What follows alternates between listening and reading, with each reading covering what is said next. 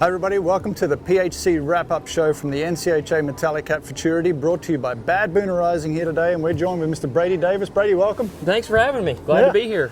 Well, we thought we'd wrap up the first go of the Open. What a round it's been, 5 days of action already. A lot of good horses. A lot of good horses. The cattle have definitely been tougher this year. We've seen that. It's been a different supplier, and they've definitely challenged these horses. We've seen very few just real pretty, big scoring kind of runs. It's been more like forced on them a little bit, and these 3-year-olds have had to handle a lot of pressure right off the bat. The good ones have sure risen to the top as far as being able to hold these cattle. Yep. You know, I mean, the good ones show what they can do, show what they're, you know, they're confident, the showmen are confident, they're good horses.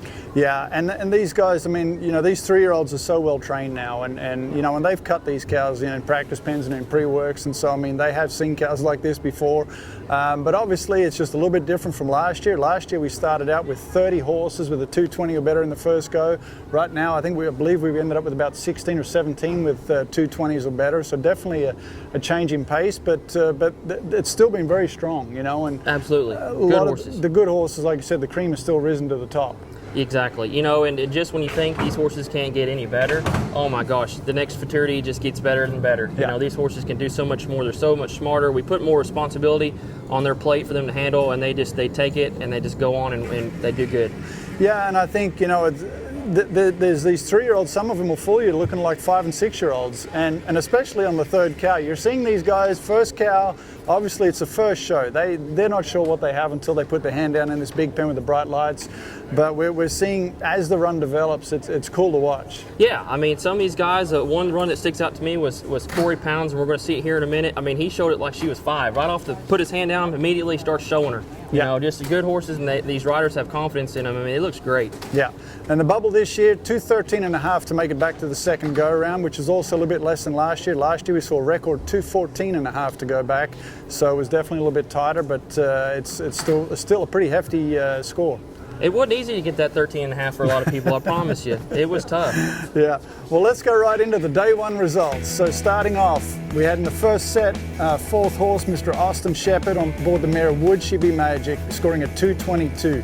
A lot of pressure behind this one, obviously. It was the Would He Be Tough out of Magic Metallic, bred by the Waco Bend Ranch and owned by Billy Wolf. This was the highest selling $1 million horse at the Western Bloodstock NCHA Futurity sale last year, and Austin didn't disappoint. No, and if you didn't have enough pressure already, you know, you'd like to drive up there and cut your first cow and kind of let your horse get her feet set, but as soon as he put his hand down, the black baldy took off, and we got to see what she was made of and what she could handle, and she didn't disappoint at all. I know the first 2 cows were tough, but what I liked about her is she showed how smart she was and how well she could change speeds. Our first 2 cows were pretty quick. Austin had to use her, and then we go to that 3rd cow. It's nice and slow, and she idled back down, got underneath herself, and just showed how pretty she can move when the situation fits. So, complete package. Yeah, for sure. And they also lead the Chrome Cash and the Western Bloodstock Milt Bradford Ben Emerson incentive as well. So they're off to a good start there. Not to be outdone, first in the 6th set was Mr. Kobe Wood, the NCHA legend himself, riding the gelding Soon to Be Cool, matching Austin's 222. They lead the senior as well. This one's by HOTTISH out of Donna Soon Boone. It's a homebred one and owned by his wife Paula Wood.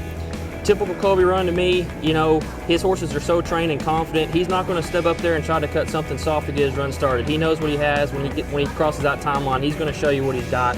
He's going to cut a cow. He's going to expose his horses. You know, and it's pretty entertaining as a spectator as well. But you know that he's got a trained horse and he's going to use it. Going into day 2, it was Hayden Upton's day that day. Second in the 7th set, he rode the stud I'm a Rockabilly Rebel to a 221.5 that led the day that day. This score also leads the limited division. This is a Metallic Rebel out of Flow Dancing Cat. It was bred by Eddie Young and now owned by Gabe and Casey Salmons, who purchased this horse in the Western Bloodstock sale and was one of the high sellers there last year. And this is also their first Futurity horse, so a great way to start off their experience here. You can tell right after about 2 turnarounds, this is a typical Hayden horse. The pretty turnaround, the pretty foundation, has a pretty way of swooping across the cow. He just has a great way of doing it, and it's a pretty moving horse. Congratulations to them. They have a good one. Day 3, 10th in the 2nd set, we saw Mr. John Mitchell aboard the mare JANIE Wood, 222. They led that day. This mare was unreal. She's a Stevie Ray Vaughan, out of JANIE Wood and is homebred by the Slate River Ranch. And this mare, I mean, you can't help but think you're watching JANIE Wood. What a special horse, and she's supposed to be. What a great mare she's out of, and Stevie Ray Vaughan, what a cool horse as well. I mean, she's just a pretty mover. Mr. John did a great job training this mare, and she just looked like she could easily steal the show. Just a pretty mover, very athletic, complete package as well, I think. Yeah, and I was talking to Nelson and Glade, you know, right afterwards, and obviously they're hoping that she's going to be able to fill her mother's shoes, which are pretty big shoes to fill. Oh, absolutely, but she may be able to do it. Day 4, 8th in the first set. We had 3 horses that day marking a 220, and the first one was Mr. Corey Pounds aboard the mare STYLIN New Kitty. This is a Doc Stylish Oak out of Special New Kitty, and what bloodlines that is right there. Bred by the Wrigley Ranchers, owned by Missy Lyons. What a cool horse. When Corey threw down, she looked like a 6-year-old. So confident, bright, ears up, stopping. He wasn't afraid to use her at all. Every turnaround, he just got her, stopped her past that cow. She looked great. Very confident mare. Third in the second set was Mr. James Hammer Time Payne on the mare PURDYS Rebel, scoring a 220 as well. This one was by Metallic Rebel out of Purdy Bet. The breeder was Oxbow Ranch and is now owned by Kathleen Moore, who bought this mare in the Western Bloodstock sale last year.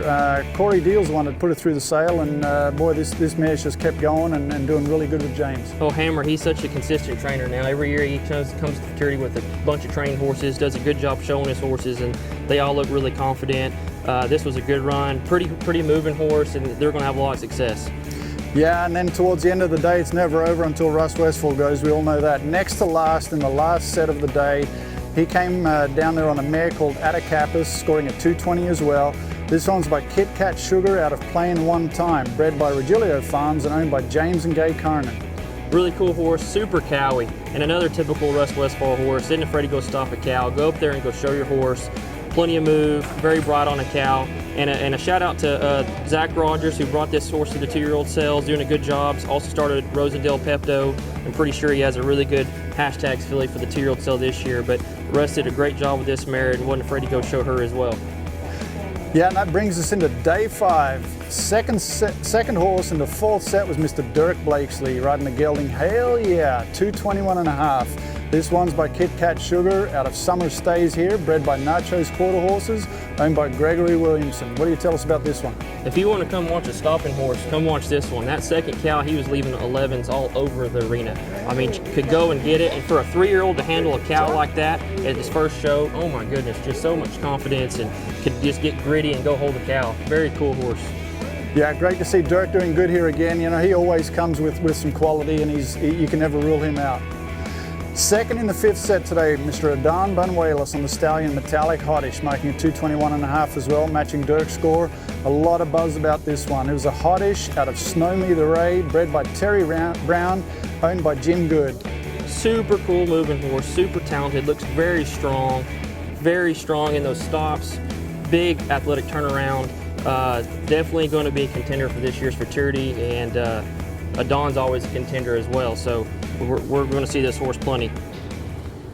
Well, Brady, that wraps up day 5, and like we mentioned, the cows have been a lot tougher for this round, but we've seen the cream rise to the top here. Yep. Well, it looks like we're switching to the T-Bar S cattle for the next round, which I hope they're good, because there's a lot of guys with 15 and a halves and 16s that are going to go show their horse. It's what you say, the do or die round, and they're going to want to come try to mark a 19 or 20 to make up for that lower score. And if these cows allow it, that's going to be for some fun cutting. Yeah, those and the guys know the T-Bar S cattle a little bit more. They're traditionally what we cut in the first round, and this year we're cutting them in the second round, so I think they're going to have a bit more confidence, feeling like they know those cattle a little bit more from the same supplier. Yeah. I think it's going to be good. It shouldn't disappoint. The cows should be a little bit better, and shoot, if you had a horse that could hold these cows in this first round pretty handily, then this should be a lot easier for everybody else. Yeah, and then let's talk about the freshman sires here. A lot of buzz around some of these new sires. Yeah, Stevie and Rebel. You know, there've been a lot of good ones out there. Big runs for the Rebels and the Stevie babies, especially the one out of JANIE Wood. Really cool horses. Yeah, and they've been dominating the cow horse parts as well, doing really well over there. And then, you know, another one that's kind of snuck up in there is the NRR Nat Cat King Cole ones. Say Rodrigo has a cool one that will get on its knees when you drop a cow in the middle. And then Greg Wright marked a big score on one earlier this show. I mean, it's going to be some good ones. Yeah, fun to watch for sure. And then, you know, we've had some tough runs. You know, today there was Taryn Rice had a really good run going on, and the third cow just took it all the way. Just unfortunately, looked like a good horse that's going to have a really bright future, but just some tough luck there. And one horse that really stood out to me as well, marked a 15.5, just due to the tough cattles, was Andy Sherrod's Metellus Cat. Goodness gracious, he has more than enough horse to make up in the next round. Yeah. There was definitely, there's at least half a dozen horses I can think of that ended up marking 15s or 16s that were sure enough sitting on a 22 kind of a run, and just one little thing just kind of kept them from, you know, just almost took them darn near out of the cutting, but, you know, they'd still had enough done to keep them in there. So they're going to be fun to watch in the second round. I think we're going to see some bigger scores there. Exactly. I mean, there's a lot of buzz around the good horse of Spud Sam Coffey, yep. Of course, of the price tag. But, you know, the cows didn't really allow him to go step up and mark that big score. But I'm sure he's glad for a 16.5, take what we can get and move on to the next round, because it looks like it's going to be a really nice horse. Just advance out of these tricky situations and hopefully for better cows the next round. Yeah, and those raising the cash, you know, those colts, boy, that stud sure stamped those colts. Oh, they're such low, swoopy movers, just like when Double G was showing him. They're just so pretty and graceful how they come through that turnaround. Yeah, for sure. Won a couple of other good runs that we didn't mention in the daily leaders, but sure marked big scores. Jonathan Rogers has a really cool creepy crawly raising the cash stud. Went down there and had two kind of soft cows, but it didn't matter. This horse went down there and creeped around, had that same raising the cash look. Really good horse. Yeah, and Rodrigo Tobogo in one way or another great run right there. Exactly. And Tatum Rice, of course, on Kona. Another high seller from the Western Bloodstock sale last year for Jim and Mary Jo Milner. Mm-hmm. Really nice horse, and we're going to see a lot from that one too. Really cool horse. Tatum showed her socks off. Well, Bradey, I think we're going to see, you know, some really good runs coming up in the next couple of days in the second go-around here. It's going to be a lot of fun to watch. Oh, for sure. Always is. A lot of guys making up some for some smaller scores, and then a lot of guys trying to protect their big scores. Yeah, for sure. Well, thanks again to Badboonarising for sponsoring this PHC Wrap Up from the NCHA Metallic Cap Futurity. We'll see you after round 2.